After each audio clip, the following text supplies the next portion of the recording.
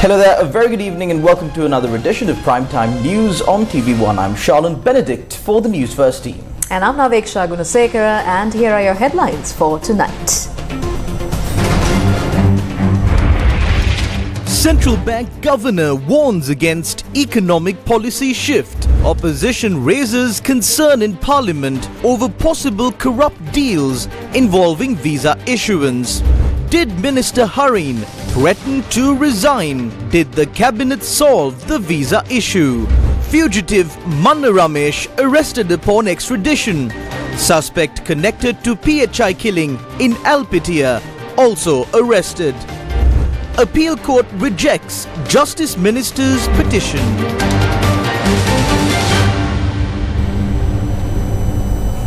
Starting off with your top story tonight, Dr. Nandalal Singha, the governor of the central bank, issued a cautionary note today regarding potential changes to the country's current economic policy.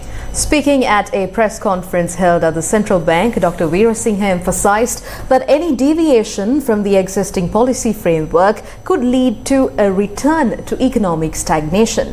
The Newsfirst Finance report has the details. Central Bank Governor Dr. Nandalal Singha on Tuesday said that Sri Lanka maintains a positive expectation that all creditors will agree to debt restructuring measures aimed at enabling Sri Lanka to achieve long-term debt sustainability. Speaking to reporters in Colombo, Dr. Singha noted that following the completion of domestic debt restructuring, progress has been made in external debt restructuring. He noted that agreements in principle were reached with bilateral creditors and the final agreements are being prepared, adding that those agreements will be signed soon.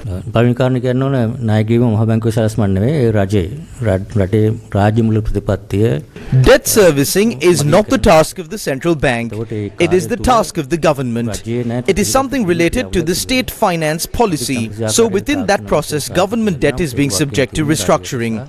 We are providing technical support. The responsibility lies with the government and the finance ministry. What we can say is great progress has been made in this respect. Domestic debt restructuring is complete. With respect to the external debt, we have reached agreements in principle with the bilateral creditors. The final agreements are being prepared and we hope to finalize them soon. Next is the commercial credit. We are discussing with international sovereign bondholders. The first round of talks concluded and the next round of talks will take place soon. We hope to secure debt sustainability. We maintain a positive expectation that all creditors will agree to restructure debt that would allow Sri Lanka to achieve debt sustainability in the long term.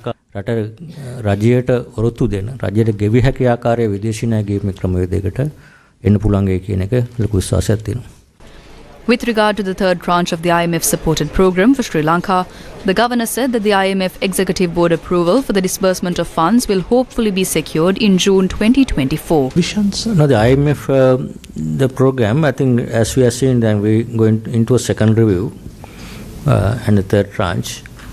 Right from the beginning, if you look at the staff level agreement in September 2022 and the next review and the forthcoming review, there has been changes to the program. Changes in terms of, not in terms of the direction of fiscal consolidation, need for revenue enhancement, and need for the curtailing expenditure, and also need for maintaining a stable inflation, and need to build up reserves, need to maintain financial stability. Those can't be changed under any administration or any future program. But within that, how we are going to achieve those objectives, for example, revenue enhancement or primary surplus achievement, there could be different ways and means of achieving the same target. That's up to every review. If you look at first review, second review and third review, there has been changes in every document. Likewise, it's a continuous review process once in every 6 months, depending on the situation, depending on what we see the best policies. Any government, Minister of Finance or Central Bank can negotiate and agree to a different terms and conditions in the short term. But overall, the key one is to restore this sustainability in the medium long term and ensure economy is growing at reasonable pace and ensure there's fiscal sustainability, ensure monetary stability, ensure financial stability. Those are key ones. In addition to, there are other reforms like corruption and vulnerability, social safety net are different ones. But what I say, but our position here, Is that within that there has been reviews all the time. It's not something fixed for next 10 years. It's not something fixed for next 4 years. It's not something fixed for next 1 year even. If you look at the program, every 3 documents, there are changes from one to the other. So that those kind of changes can happen, but subject to overall path, direction should remain as it is. We are hoping that most probably we will, at least in the month of June, we will be able to get the board approved. The decision to outsource the tourist visa process to a foreign company has sparked intense debate. Is this move evolving into a full-blown political crisis, or are other issues being raised to divert attention from the core matter? Tonight, we dissect the situation and shed light on whether there's more at play here than meets the eye.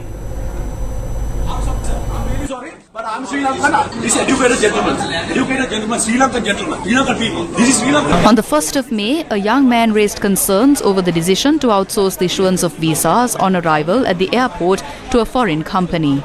The move has sparked controversy and drawn attention from various quarters. Public Security Minister Tiranalas, along with others, convened press briefings to address the issue. How can you talk to me like that? How can you talk to me like that? This is completely, my friend, you're from Goal, I know you. This is Indian company here. They are issuing visa for all tourists and taking money from all these tourists. How can it be possible? Lanka, මෙච්චර ව්‍යවසායකයෝ ඉන්නවා, ලංකා මෙච්චර ව්‍යාපාරිකයෝ ඉන්නවා, මෙච්චර ව්‍යාපාරිකයෝ ඉතින් ලංකාවේ ආණ්ඩුව එකතු වෙලා ඉන්දියන් කුළු කොල්ලකම් කඩයකට දීලා තියෙනවා, ඉන්දියන් කඩයකට දීලා තියෙනවා මේ ලංකා වීසා ඉෂුව කරන්න.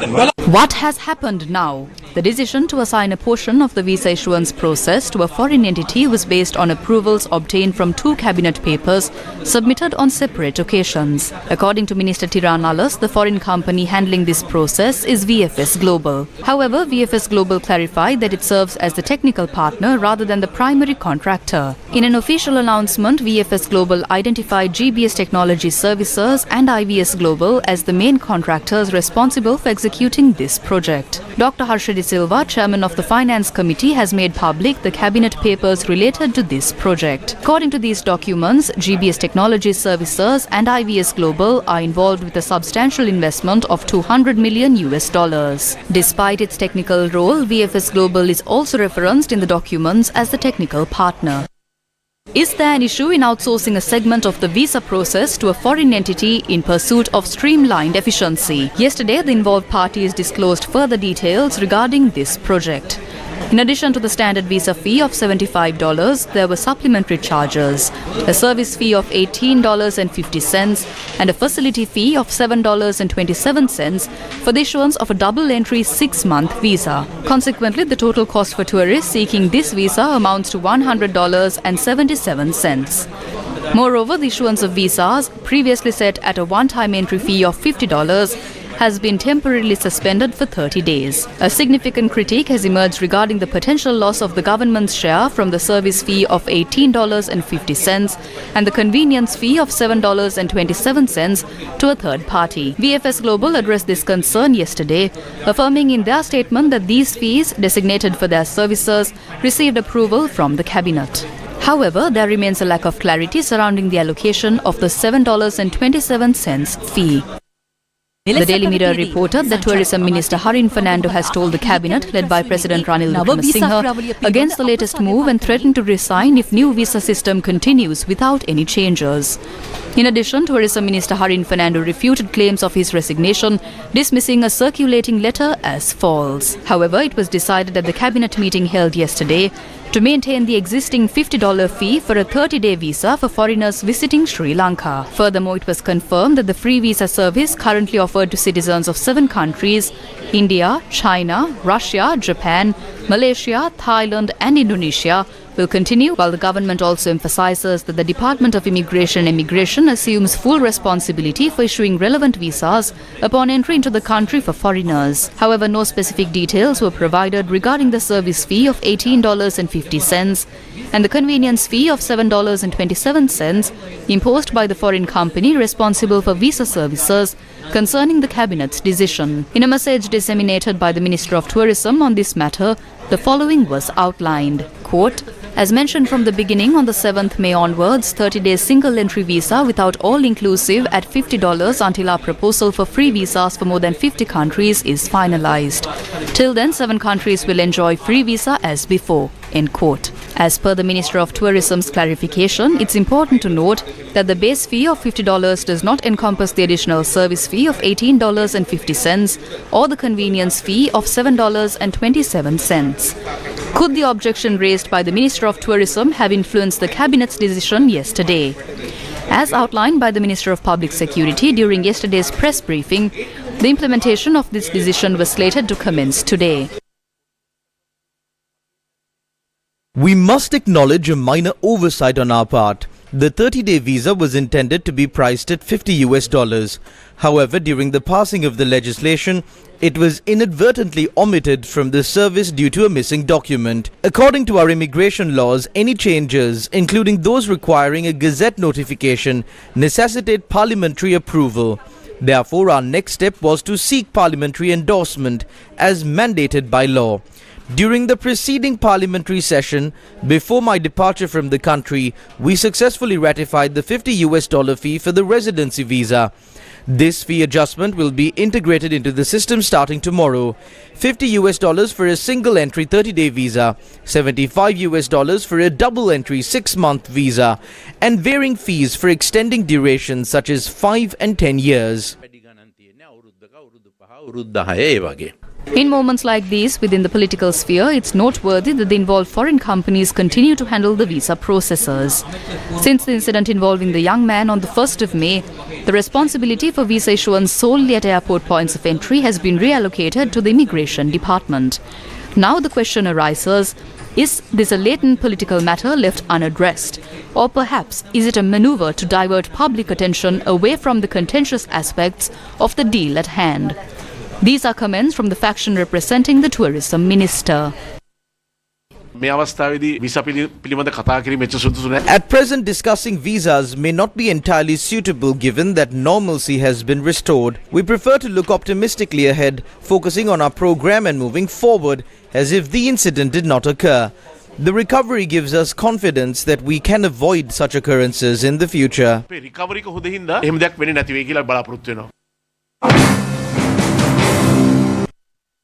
The matter was also debated in Parliament today. $25 is to be charged now. A prediction was made that 2.5 million tourists will be in by 2024, which amounts to $62.5 million.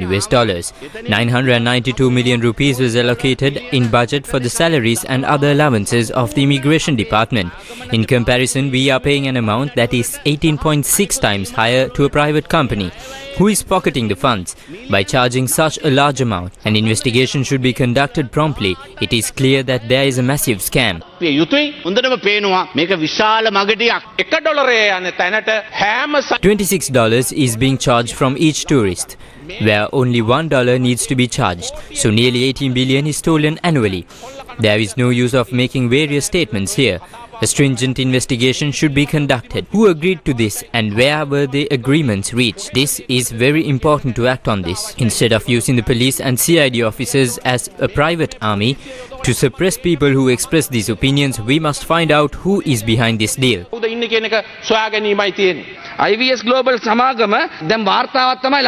IVS Global provided a report. Cabinet approval was obtained based on that report. Cabinet approval was obtained to appoint a committee, but no technical expert was appointed to the committee.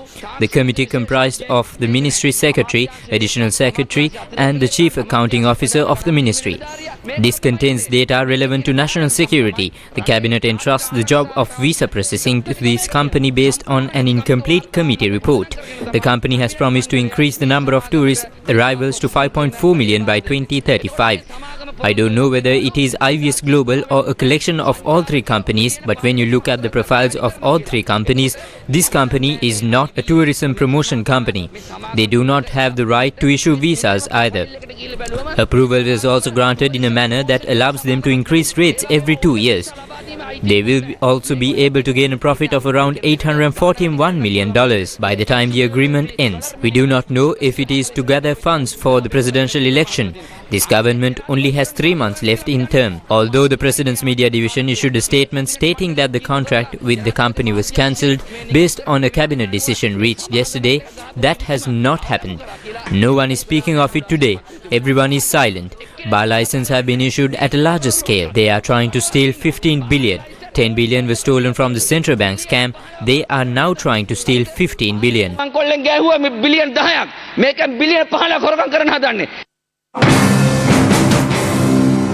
Opposition leader Sajith Premadasa said that legal action is being taken against the youth who raised his voice regarding the visa issue in the country. Sanduru Kumara Singha has the protection of the supreme law of this country as well as the constitution. He has a fundamental right to freedom of expression. He has a right to speak. His right to speak cannot be curtailed. He was summoned to the police and questioned about what he said at the airport. I would like to inform you that this is not a police state. This is a democratic country and there is a freedom of expression. Therefore, please do not harm Sanduru Kumara Singha anymore and consider this as a closed matter and end it. I invite the Prime Minister to intervene and close this matter.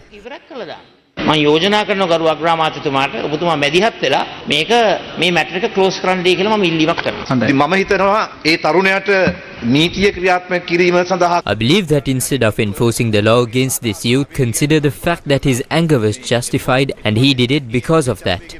I respectfully request you not to take unwanted steps against this youth. අනවශ්‍ය පියවර ගන්න කටයුතු නොකරන මෙන් කාරුණිකව ඔබතුමාගෙන් ඉල්ලා හිටනවා. ආවහම Upon arrival, the visa was found to be expired. Then the person at the immigration counter had told him to go to the other counter and get a visa. When he went to the visa counter and asked for a visa, they had said that it can be given and that he has to wait in line. It was then that he began to shout. කලින් එහෙම පොලිමක් තිබ්බේ නැහැ කියලා ඔහු කියනවා. කොච්චර Facebook වල immigration එකේ පොලිම කිය How many people lament on Facebook that they have been standing at the immigration line? How many complaints did I receive? There have been queues like this even 6 months ago. That is why I informed the airport to increase the number of counters from 3 to 6. We wanted to know if he really had an issue or if there was some other political force behind this. We know which party is connected to this and we know how this was done. They are trying to interpret this incident some other way now. When he came to the police yesterday, we know the people who came there with him. I'm not saying that we will continue to prosecute this matter, but when something like this happens, the police will have to take some sort of action, and that is what the police did yesterday. අනිවාර්යෙන් පොලිසියට action එකක් ගන්න වෙනවා, statement එකක් ගන්න වෙනවා. ඒ දේ තමයි කියන්නේ. කැබිනට් මණ්ඩලය ඇස්සරෙව්වේ. The intervention of this youth is the reason why the eyes of the cabinet and the eyes of the entire public in Sri Lanka were open to this matter. But today the government is going after this youth, sending the CID to his house and scaring him and taking action against him. But if action is taken against this youth, not only the legal community of the country, all the progressive people in this country will stand up for him, intervene for him. He is a lawyer and his father is a lawyer as well. Therefore, he intervened in this matter. Do not prepare to hunt down this youth. Sri Lanka police said that notorious criminal Ramesh Priyajanaka, also known as Manna Ramesh, will be detained and interrogated.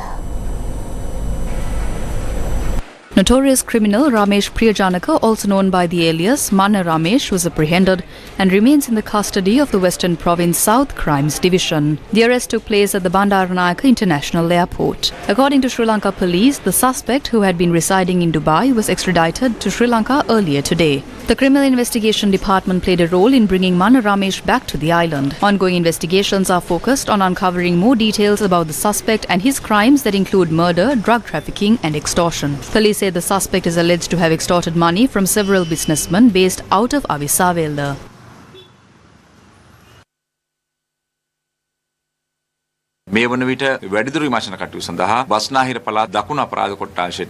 The suspect was handed over to the Western Province South Crimes Division for investigations.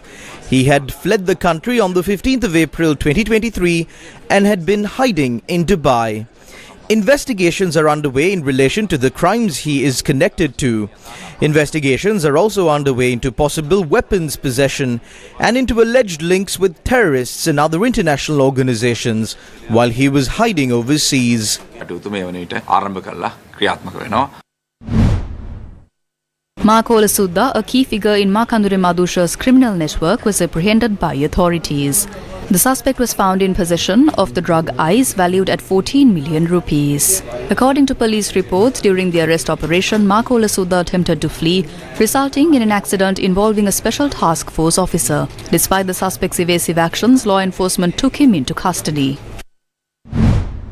A suspect has been arrested over the recent murder of Public Health Inspector Roshan Kumar at the Bandaranayake International Airport in Katunayake. According to the police, the suspect has been arrested by the Criminal Investigation Department and is currently being interrogated.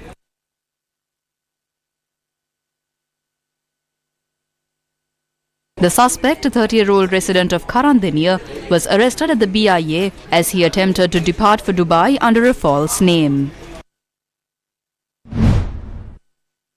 The lifeless body of a 31-year-old man who had gone missing in the Kabalava area of Kuliapitiya was located in a jungle in the Padivendava area in Madampe. Police spokesperson and attorney-at-law D.I.G. Nehal Thalduwa said it had been confirmed that this individual was murdered. We had suspicions on this suspect in connection to an abduction.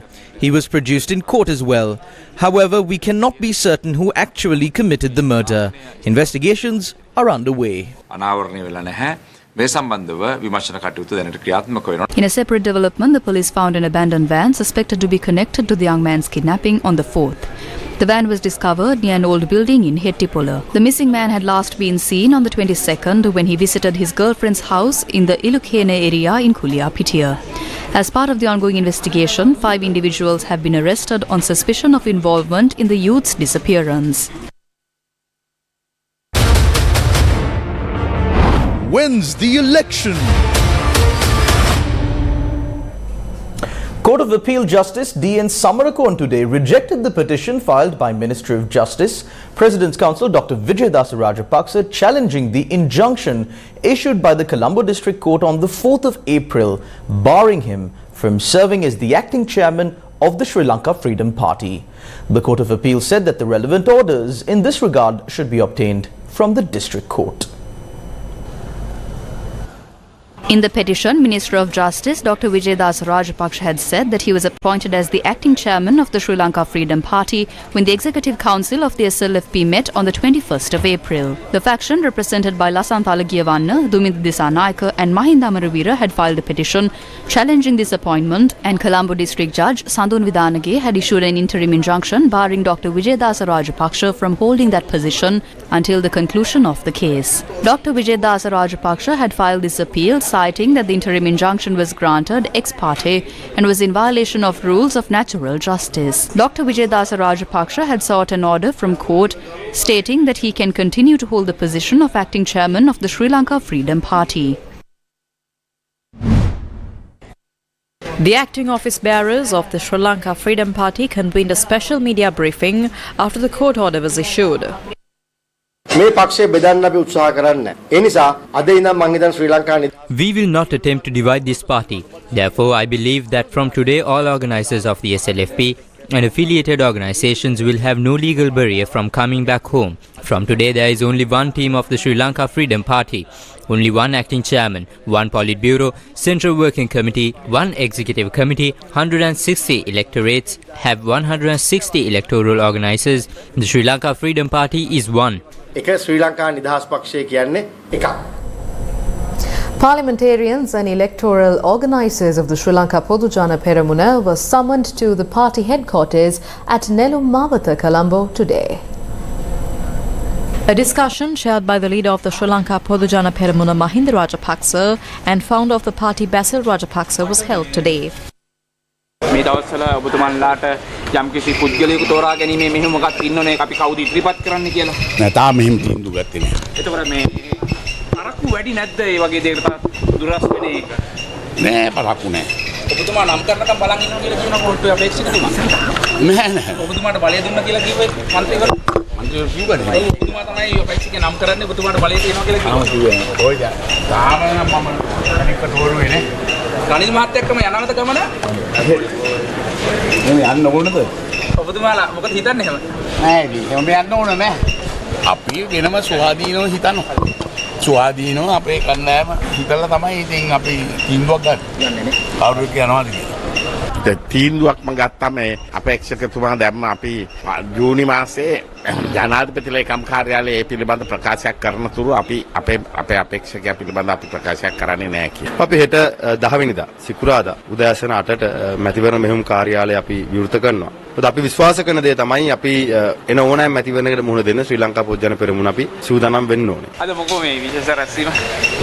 ලොකු මිනිස්සු senior කට්ටිය ඉන්නවනේ අහගන්න. ඒ දැන් senior නැත්නම් නිකන් කියන්නේ නෑනේ මම දේශපාලන මණ්ඩලයවත් නෑනේ විධායක සභාව විතරනේ. නමුත් අපි සතුටින් ඉන්නේ නෑ. සතුටු එම ලොකු සතුටක් නෑ. නමුත් මේ පක්ෂත් එක්ක ඉන්නවා.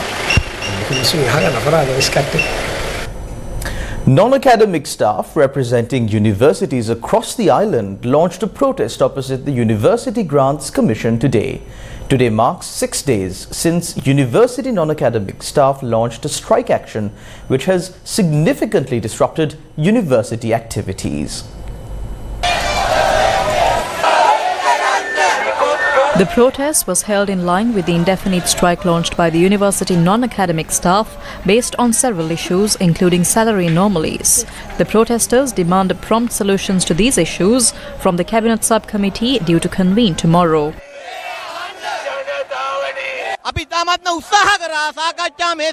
We tried our best to reach a solution through discussion for 7 years. However, all trade unions reluctantly launched a massive protest against the delay.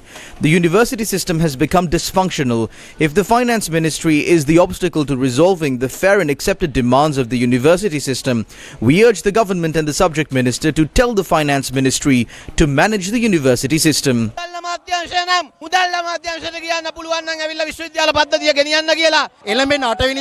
Present these cabinet papers to the pre-cabinet meeting tomorrow and obtain approval. Present it to the cabinet on the 13th as well and obtain and present the solutions thereafter.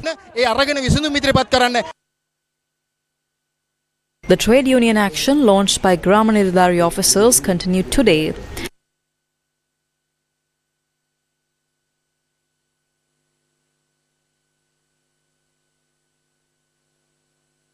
The trade union action was launched yesterday over the government's failure to give the Grama Nilidharis a service constitution and salary anomalies. The Grama Nilidhari officers launched the trade union action yesterday and reported sick.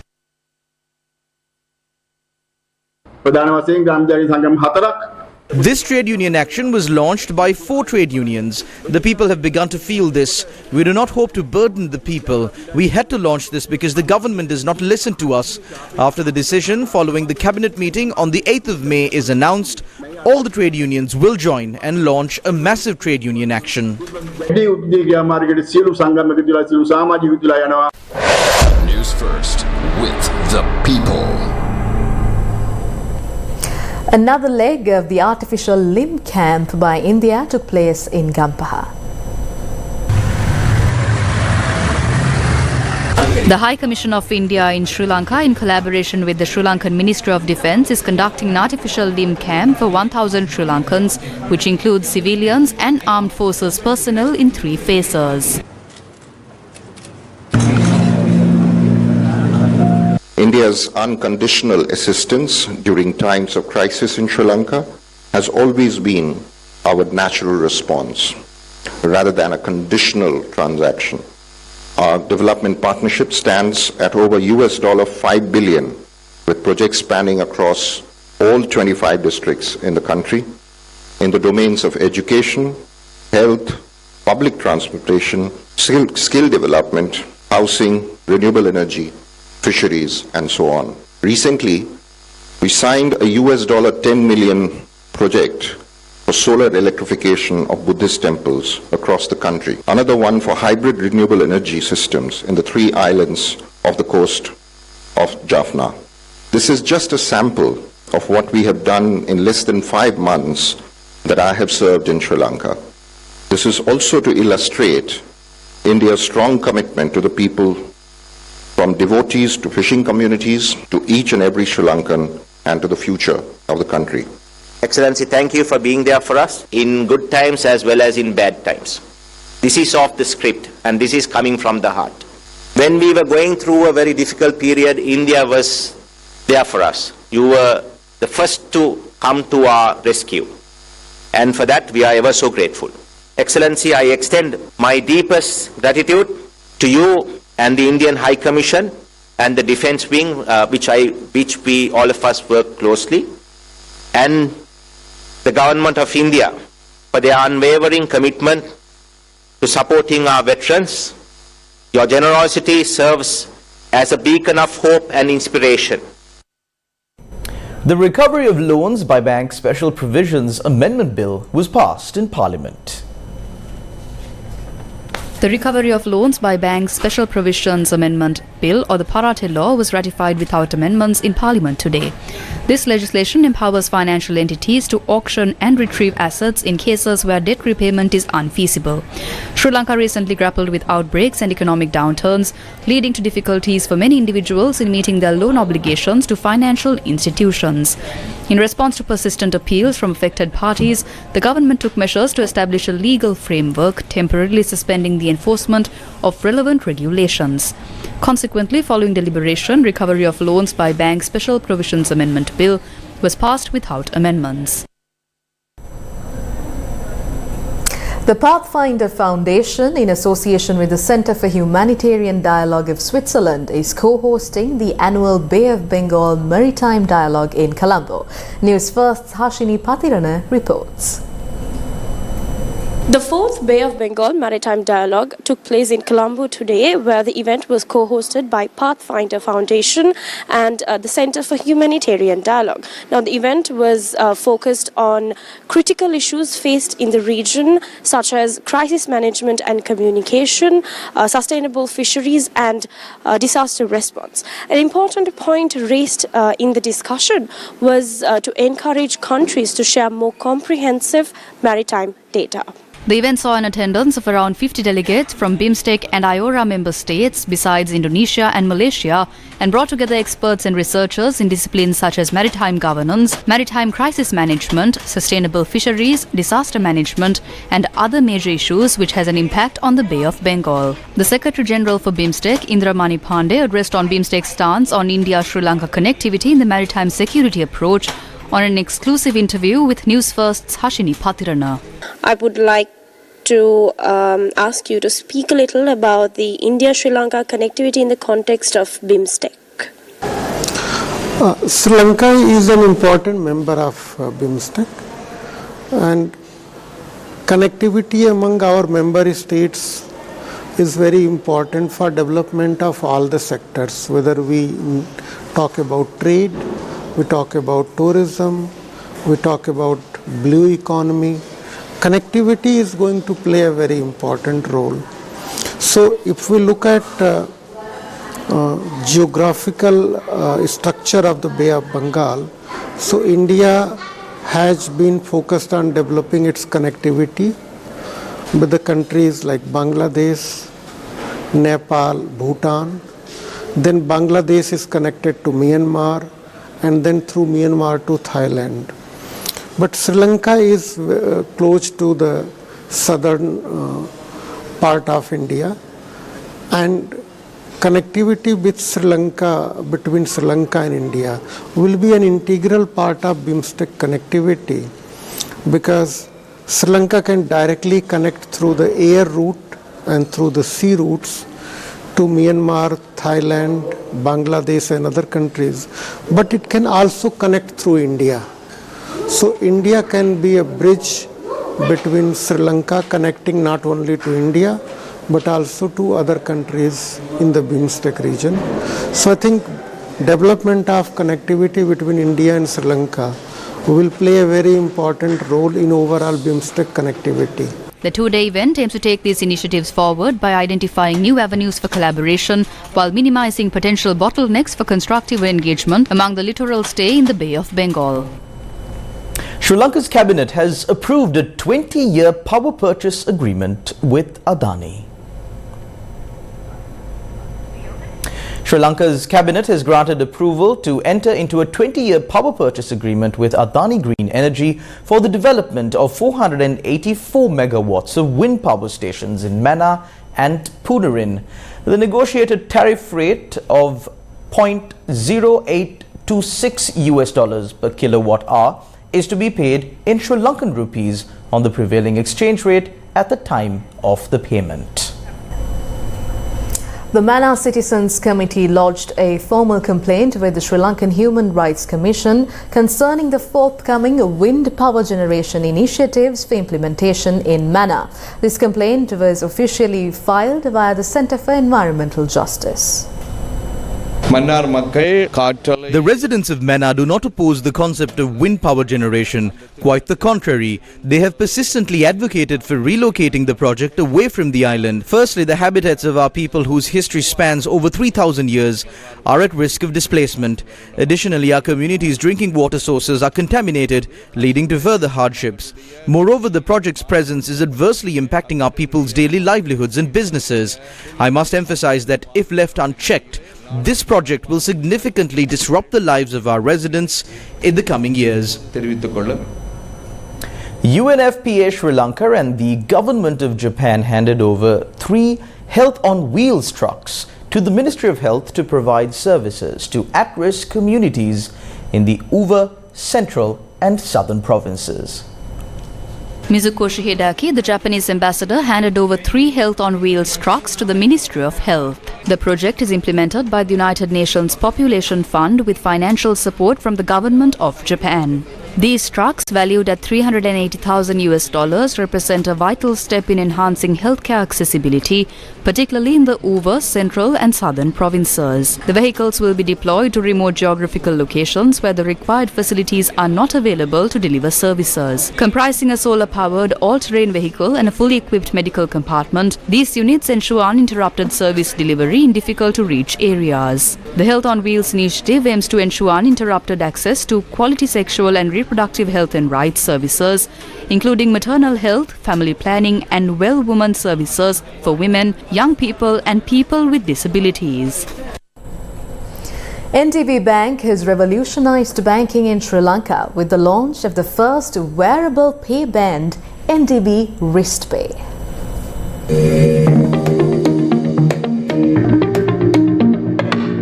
NDB Bank announced a groundbreaking leap in the realm of banking technology with the introduction of the country's first wearable pay band, NDB Wrist Pay, in collaboration with Visa. This innovative offering redefines convenience and security in financial transactions, heralding a new era in Sri Lanka's banking landscape. The NDB wearable pay band, designed to seamlessly integrate into the lifestyles of tech-savvy customers, provides unparalleled ease and accessibility for managing finances. Powered by Visa's cutting-edge payment technology, this sleek and stylish band offers swift and secure transactions at millions of merchants worldwide, wherever Visa contactless payments are accepted.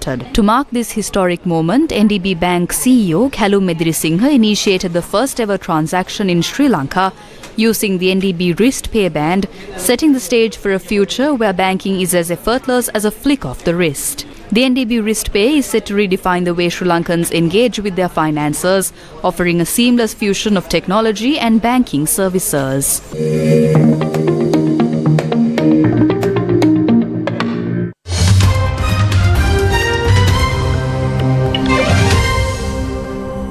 Up next is The World Today.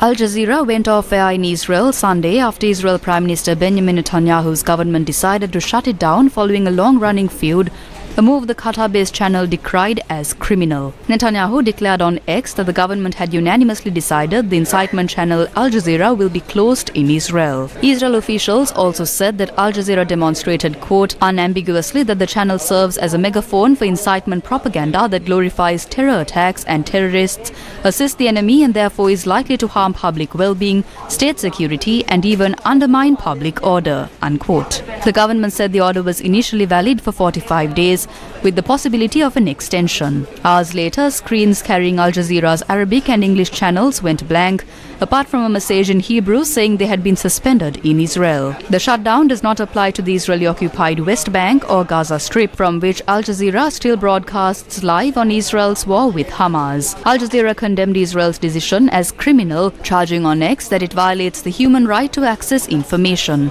Issuing a statement, Al Jazeera said, quote, "Ironically, as the world marked World Press Freedom Day, the Israeli government closed Al Jazeera's offices, preventing the public from accessing its content, disregarding the universally recognized fundamentals of freedom of expression," unquote.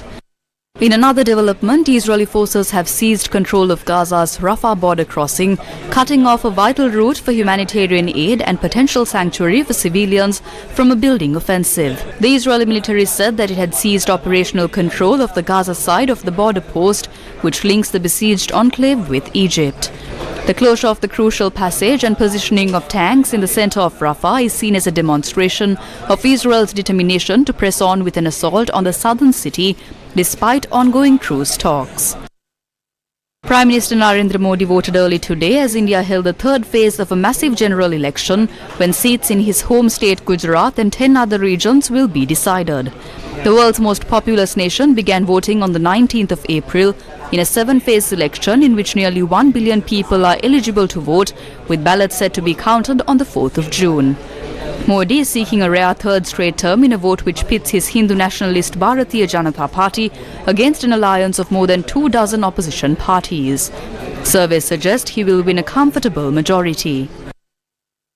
The United States and most European Union nations have said they will not send envoys to the inauguration of Vladimir Putin as Russian president. Putin secured a 5th term in office in a March election that critics said lacked democratic legitimacy. He gained 87.28% of the vote weeks after the sudden death of his most vocal critic, Alexei Navalny, in an Arctic prison. The United Kingdom and Canada said they would not send anyone to the ceremony, while a spokesperson for the European Union said the bloc's ambassador to Russia would not attend the inauguration, in keeping with the position of most of the EU's member states. For the 5th time, Vladimir Putin took the long walk through the Grand Kremlin Palace to the St. Andrew's Throne Hall. There he took the oath of office and was sworn in as Russia's president for a new 6-year term. And that's a wrap of Primetime News on TV1 for tonight. Thank you for watching. Good night.